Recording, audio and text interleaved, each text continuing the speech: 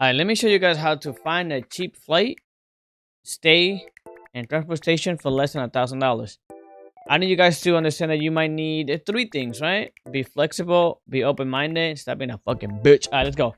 So first thing you're gonna do is you're gonna go to Skyscanner. This is where you're going to find flight, the cheapest flight anywhere. This is when flexibility comes alive, and this is why I'm gonna say flexible.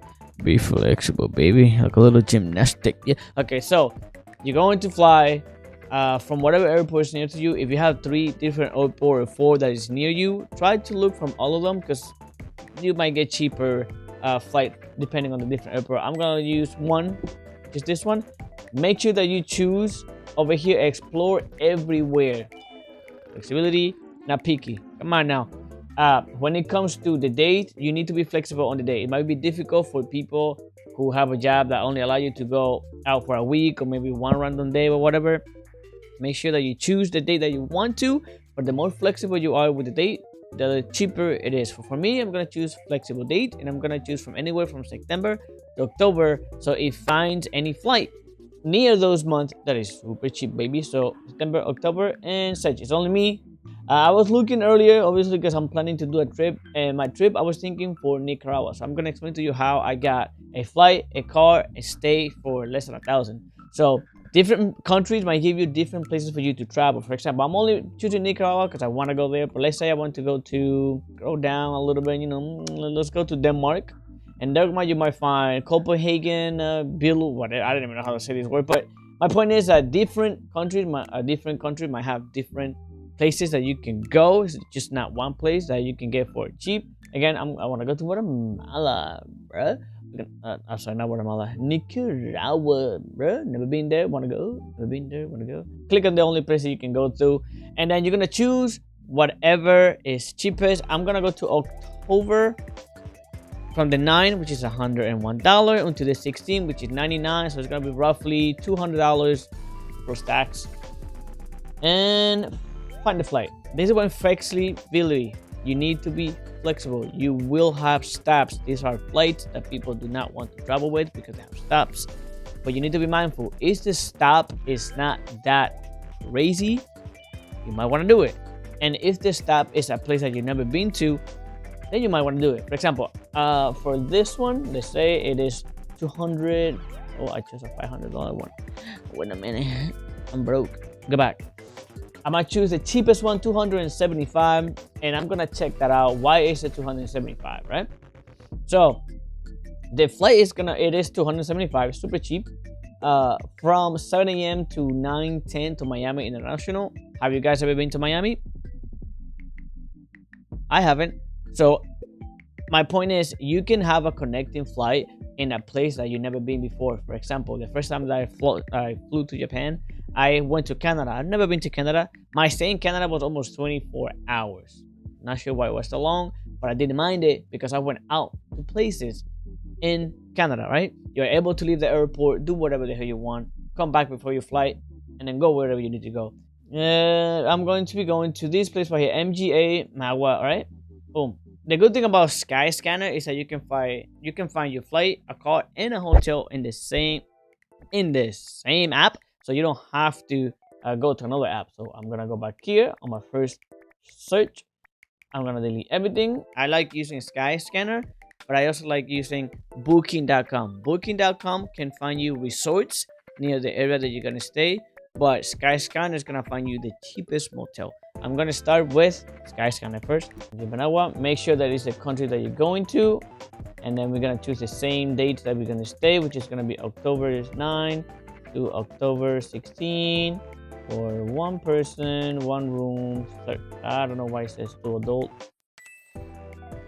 And done.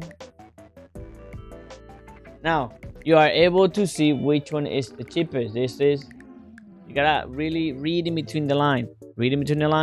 Call the places. Make sure that what you're getting is what you're getting, because sometimes, again, you need to be flexible. There are places that will give you like $20 or like this one even $9, but you want to check why it's $9, right? Are you sharing the room with someone else? Are there bunk beds? There are places that are just strictly bunk beds, bunk beds. whatever you say that, bunk beds. So you might be sharing the same room with like 6 more people. But if you're not picky like me, I do not mind that. If I'm sharing the room with 4 and we all got our own bed, it's not like I'm just going there to sleep. I'm not gonna stay there. I'm gonna go somewhere else anyway. So just for the sake of I want to be by myself, I'm gonna choose one that is reasonably right. This one doesn't look too bad. I just don't like that the bed is not even made. Okay, let's say I'm gonna choose this one, right? Our hotel. It's just a room with a TV, and I'm by myself. I'm just gonna look at the picture, see how look. They have a little pool. They got a little food. They got a small pool. Okay, that's not too bad, right? I got my own bedroom. I got a little pool. I got a little food that you can get there, and it doesn't look too bad, right? So I'm gonna choose this one just for the sake of it. View deals, and then non-refundable breakfast included. So you get breakfast, and now you don't have to spend money on the breakfast. You can just take the bread with you and eat outside, right? I just want to see the actual. There you go. So I'm spending $231 on this one, and I'm spending $274 on this one. So let me do that. So right there, I have a place to stay and the flight for $500. I still have another $500 to do 2 things: either spend it on food or things to buy or transportation. So if you know how to drive a motorcycle, it is a lot cheaper to find a local person that might have a motorcycle. You can rent it for them, and it's a lot cheaper than you renting a car for $400, $500. Now you can still find a car super cheap. So let's look for a car. Again, I'm gonna use Skyscanner because I don't want to deter from something else, possibly, maybe not. And this is a manual. I do not want a manual. I want actually automatic, just because maybe some people do not know how to drive manual. So automatic is 107 still. View deal. Now we're gonna look at everything. Boom, reserve. I'm gonna choose the first one, and I'm paying for 7 days $106. So $106 to my 506. I'm spending $612 to have a transportation, being in a country that I've never been before, and a hotel. But again, you cannot be picky. There's also think about the insurance that you might have to pay down there. So let's put another $120 for insurance, which could be way too much. If you can find a motorcycle, and if you know how to drive a motorcycle, it is more dangerous. I do understand that. It's a big of a risk, but you're already taking a risk by going in a country that you've never been before.